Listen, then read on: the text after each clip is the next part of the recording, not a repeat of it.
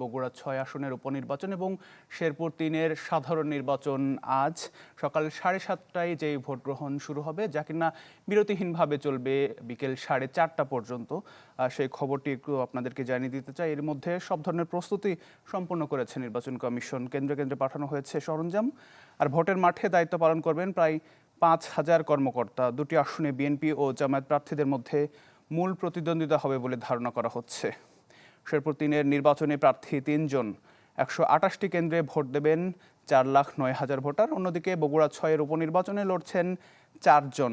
150টি কেন্দ্রে ভোটার 4.5 লাখ। ঝুঁকিপূর্ণ কেন্দ্রগুলোতে মোতায়েন করা হয়েছে আইনশৃঙ্খলা বাহিনীর অতিরিক্ত সদস্য। ডিজাইন, এলিগেন্স, বিউটি, সেরা পণ্য সবার জন্য জেভিকো। দর্শক, বলছিলাম আপনাদেরকে যে বগুড়া 6-এর যে উপনির্বাচন, সেখানে প্রধানমন্ত্রী তারেক রহমান এই আসনটি ছেড়ে দেওয়ার ফলে সেখানে উপনির্বাচন হচ্ছে আজকে সকাল 7:30টায় যে ভোট গ্রহণ শুরু হবে। আমাদের সহকর্মীরা রয়েছেন বিভিন্ন কেন্দ্রে। আশিকিন প্রিন্স এবং ফরহাদুজ্জামান শাহী এই মুহূর্তে বগুড়া থেকে যুক্ত হচ্ছেন আমাদের সাথে। শুরুতে একটু প্রিন্স, আপনার কাছে আসতে চাই, কিছুক্ষণ বাদেই তো ভোট গ্রহণ, প্রস্তুতি কেমন দেখছেন? ভোটাররা আসতে শুরু করেছেন কিনা কেন্দ্রে?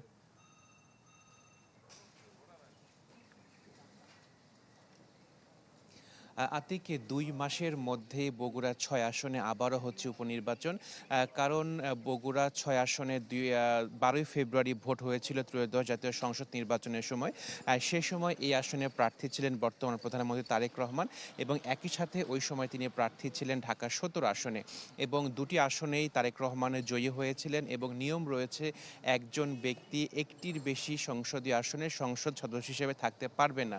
তো এই নিয়ম মেনেই তারেক রহমান ঢাকা 17 আসন রেখে বগুড়া 6 আসনটি ছেড়ে দেন। পরবর্তীতে নির্বাচন কমিশন এই আসনটিকে শূন্য ঘোষণা করে এবং এর প্রেক্ষিতেই বগুড়া 6 আসনে আজকে উপনির্বাচন হচ্ছে এবং এই নির্বাচনে মোট 3 জন প্রার্থী প্রতিদ্বন্দ্বিতা করছেন। এর মধ্যে রয়েছে বিএনপি, জামাত এবং বাংলাদেশ ডেভেলপমেন্ট পার্টির 3 জন প্রার্থী প্রতিদ্বন্দ্বিতা করছেন। তবে মূল যে প্রতিদ্বন্দ্বিতা সেটি হবে বিএনপি প্রার্থী এবং জামায়াত প্রার্থীর মধ্যে এবং বগুড়া 6 আসনে 150টি যে ভোট কেন্দ্র রয়েছে সে ভোট কেন্দ্রে মূলত ভোটাররা 7:30টা থেকে বিকেল 4:30টা পর্যন্ত তাদের ভোটাধিকারটি প্রয়োগ করবেন। তো এখনও পর্যন্ত ভোটাররা আসেননি, তবে প্রার্থীদের যে এজেন্ট রয়েছেন তারা এরই মধ্যে ভোট কেন্দ্রগুলো আসতে শুরু করেছেন। যখন ভোটের কার্যক্রমটি যখন শুরু হবে সকাল 7:30টার সময়, তখন মূলত ভোটাররা আসবেন এবং প্রার্থীরা বলছেন যে তারা প্রত্যাশা করছেন ভোটাররা ভোট দিতে আসবেন এবং তাদের পছন্দের প্রার্থীকে তাদের যে নির্বাচিত প্রতিনিধি তারা সেটি নির্বাচিত করতে পারবেন। আতিক, আপনাকে জানিয়ে রাখি যে বগুড়া 6 আসনে 4,50,000-এর বেশি ভোটার তাদের ভোটাধিকার আজকে প্রয়োগ করবেন এবং এই ভোটটি যাতে সুষ্ঠুভাবে সম্পন্ন করা হয় এজন্য নির্বাচন কমিশনের পক্ষ থেকে প্রয়োজনীয় সব রকমের ব্যবস্থা গ্রহণ করা হয়েছে। এখানে জুডিশিয়াল ম্যাজিস্ট্রেট রয়েছেন, একই সাথে এক্সিকিউটিভ ম্যাজিস্ট্রেট রয়েছেন, এছাড়া অন্যান্য আইন শৃঙ্খলা বাহিনীও কিন্তু প্রস্তুত রয়েছে যাতে ভোটটি সুষ্ঠুভাবে সম্পন্ন হয়। তো আতিক, আপনাকে জানিয়ে রাখি যে দলীয় সরকারের অধীনে কিন্তু এবারই এই আসনে নির্বাচনটি হচ্ছে, অর্থাৎ দলীয় সরকারের অধীনে প্রথম নির্বাচন হচ্ছে। ফলে সবারই কিন্তু আগ্রহ রয়েছে এই বগুড়া 6 আসনে এবং শেরপুরে আরেকটি নির্বাচন হচ্ছে, সেখানেও কিন্তু আগ্রহ রয়েছে যে দলীয় সরকারের অধীনে নির্বাচনগুলো কেমন হয়। তো আতিক, ভোট নেওয়ার জন্য যে ভোট কেন্দ্রগুলো সেগুলো প্রস্তুত রয়েছে। 7:30টা থেকে ভোট গ্রহণ শুরু হবে, চলবে বিকেলে 4:30টা পর্যন্ত। আতিক। জি প্রিন্স, আপনি থাকুন, নিশ্চয়ই পরবর্তীতে আবারও ফিরবো আপনার কাছে। এই মুহূর্তে আমরা একটু আমাদের আরেক সহকর্মী ফরহাদুজ্জামান শাহীর কাছে চলে যেতে চাই। ফরহাদ, আপনি কোন কেন্দ্রে অবস্থান করছেন এখন এবং সেখানকার চিত্রটা যদি আমাদের দর্শকদেরকে দেখান।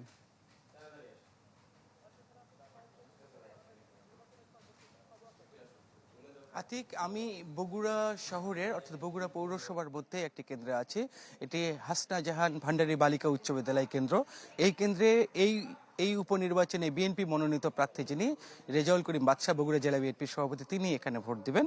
এই কেন্দ্রের প্রস্তুতি যদি আপনাকে আমরা একটু দেখাতে চাই, তাহলে এরই মধ্যে গতকালকেই নির্বাচনী সকল সরঞ্জামাদি চলে এসেছে এবং গতকালকেই বুথ বুথগুলো প্রস্তুত করা হয়েছে। এখানে 3682 জন ভোটার তাদের ভোটাধিকার প্রয়োগ করবেন। এর মধ্যে আমরা আজকে সকালবেলা যখন এই কেন্দ্রে এসেছি, প্রিজাইডিং কর্মকর্তারা সব ধরনের প্রস্তুতি সম্পন্ন করেছেন। প্রয়োজনীয় সংখ্যক আইন শৃঙ্খলা বাহিনীর সদস্যও এখানে মোতায়েন করা হয়েছে।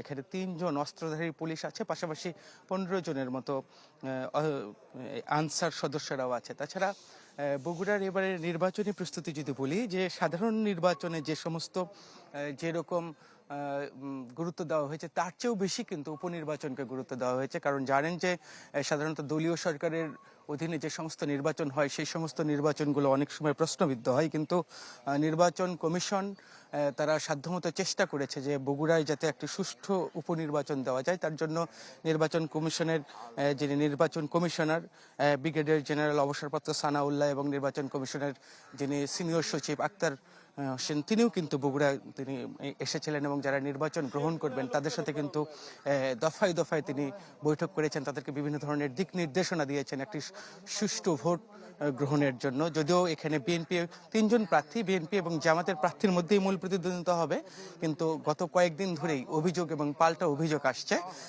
নির্বাচন কমিশন পক্ষপাতিত্ব করবে, এরকম অভিযোগ কিন্তু জামাতের পক্ষ থেকে করা হয়েছে একাধিকবার সংবাদ সম্মেলনের মাধ্যমে। তারা 150টি কেন্দ্রের মধ্যে 16টি কেন্দ্রের যারা প্রিজাইডিং কর্মকর্তা আছে তাদেরকে দলীয় বিএনপি দলীয় কর্মকর্তা চিহ্নিত করে তাদেরকে অপসারণের জন্য কিন্তু দাবি করা হয়েছিল। এবং এখন পর্যন্ত মোট আমরা যতদূর জানি যে নির্বাচন কমিশন মোট 11 জন প্রিজাইডিং কর্মকর্তাকে কিন্তু তাদের কেন্দ্র পরিবর্তন করে দেওয়া হয়েছে। তবে যেহেতু 2 মাসের ব্যবধানে আবারও উপনির্বাচন, সেই হিসেবে এবারের এই উপনির্বাচনে ভোটার উপস্থিতি কেমন হবে সেটি নিয়ে কিছুটা শঙ্কা আছে। কারণ বারবার উপনির্বাচন হয় এই আসনটাতে, সেই হিসেবে সাধারণ ভোটারদের মধ্যে এই উপনির্বাচন নিয়ে খুব বেশি, শহরে কিছুটা আগ্রহ থাকলেও গ্রামে কিন্তু অত বেশি আগ্রহ আমরা দেখিনি। আতিক। জি ফরহাদ, অনেক ধন্যবাদ যুক্ত হবার জন্য আমাদের সাথে। আমরা এই মুহূর্তে একটু চলে যেতে চাই শেরপুরে। আমাদের সহকর্মী আশরাফুল আলম আকাশ আমাদের সাথে যুক্ত হয়েছেন। আকাশ, বগুড়া 6-এ তো উপনির্বাচন হলেও এখানে আপনি যেই আসনে রয়েছেন সেখানে তো সাধারণ নির্বাচনই অনুষ্ঠিত হচ্ছে। এর আগে আমরা দেখেছি যে 12 ফেব্রুয়ারি যে নির্বাচন, তার আগে একজন প্রার্থী মারা যাওয়ার ফলে নির্বাচনটা সে সময় স্থগিত করা হয়েছিল, এখন সেটি অনুষ্ঠিত হচ্ছে। কেমন উৎসাহ উদ্দীপনা দেখছেন ভোটারদের মাঝে এবং প্রস্তুতি কেমন দেখছেন নির্বাচন কমিশনের?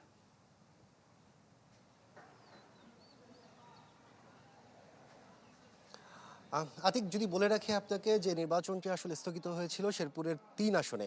মূলত এখানে 3টি আসন রয়েছে, এর মধ্যে 3 নম্বর যে আসনটি, 3 আসনটিতে মূলত নির্বাচন স্থগিত করা হয়েছিল, যে নির্বাচনটি কিন্তু আজকে হচ্ছে। আর এখন পর্যন্ত সব ধরনের প্রস্তুতি সম্পন্ন হয়েছে। এখানে 128টি কেন্দ্রে কিন্তু আজকে ভোট গ্রহণ শুরু হবে, যা 4:30 পর্যন্ত চলবে। এই মুহূর্তে আমরা যা দেখতে পাচ্ছেন যে কেন্দ্রের যে প্রিজাইডিং অফিসার থেকে শুরু করে পোলিং অফিসার যারা আছেন তারা কিন্তু প্রিজাইডিং কর্মকর্তার রুম থেকে বের হয়ে নির্দিষ্ট রুমগুলোতে চলে যাচ্ছে। আমরা আছি মূলত শ্রীবর্দীর লঙ্গরপাড়া সরকারি প্রাথমিক বিদ্যালয়ে। শেরপুর 3 আসনে 2টি উপজেলা নিয়েই কিন্তু এবারে নির্বাচনটি অনুষ্ঠিত হতে যাচ্ছে। আর 2টি উপজেলায় এখন পর্যন্ত 4 লাখেরও বেশি ভোটার রয়েছে। যদি আমি আপনাকে সংখ্যাটা বলে রাখি তাহলে 4,13,377 জন ভোটার কিন্তু 128টি কেন্দ্রে ভোট দিবে। এর মধ্যে শ্রীবর্দী উপজেলায় রয়েছে 2,52,604 জন, আর ঝিনাইগাতী উপজেলায় রয়েছে 1,60,773 জন ভোটার।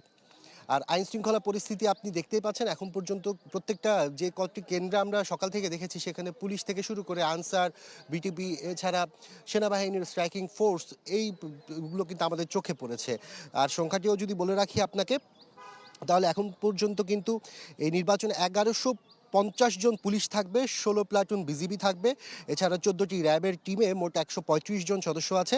আর 1704 জন আনসার সদস্য মূলত এখানে দায়িত্ব পালন করবেন। এছাড়া 14 জন ম্যাজিস্ট্রেট ও 2 জন নির্বাহী ম্যাজিস্ট্রেটও কিন্তু এখানে থাকার কথা রয়েছে।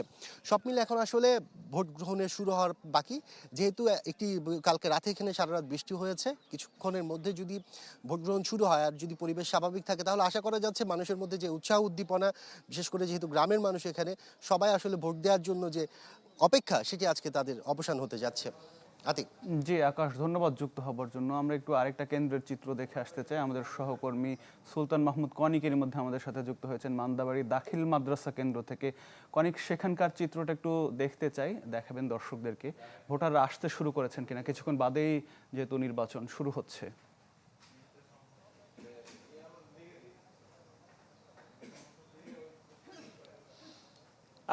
ভোটের যখন উৎসব ছিল বিশেষ করে 12ই ফেব্রুয়ারি, তখন কিন্তু এই আসনের মানুষজন সেই উৎসব থেকে কিন্তু বঞ্চিত হয়েছিল।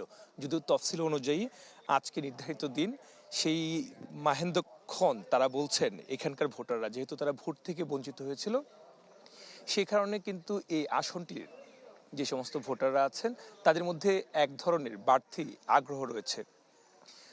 আপনি নিশ্চয়ই জানেন যে 3 ফেব্রুয়ারি এখানকার জামায়াতের প্রার্থী যিনি ছিলেন সেই প্রার্থীর মৃত্যুর কারণে আসনটিতে ভোট গ্রহণ স্থগিত করেছিল নির্বাচন কমিশন। এই মুহূর্তে আমরা কেন্দ্রের চিত্রটি একটু দেখাতে চাই যে এই কেন্দ্রটিতে পুরুষ এবং নারী ভোটার রয়েছে প্রায় 4623 জন, এবং এরই মধ্যে যারা দায়িত্ব পালন করবেন প্রিজাইডিং অফিসার থেকে শুরু করে যারা এজেন্ট পুলিং অফিসার যারা রয়েছেন এবং বিভিন্ন প্রার্থীর পক্ষের যে সমস্ত এজেন্ট আছেন তারা কিন্তু এরই মধ্যে কেন্দ্রে আসতে শুরু করেছেন। ভোটারদের উপস্থিতি আমরা তেমনভাবে না দেখলেও দু একজন ভোটারের আমরা দেখেছি যে এরই মধ্যে এসেছেন এবং তারা লাইনে দাঁড়িয়েছেন। ঠিক 7:30টায় কিন্তু ভোট গ্রহণ শুরু হবে এবং সেই ভোট গ্রহণের জন্য যে প্রস্তুতি দরকার সেই সম্পূর্ণ প্রস্তুতি কিন্তু নিয়ে রাখা হয়েছে। আনসার সদস্য থেকে শুরু করে আইনশৃঙ্খলা বাহিনীর যে সমস্ত সদস্যরা আছেন তারা দায়িত্ব পালন করছেন।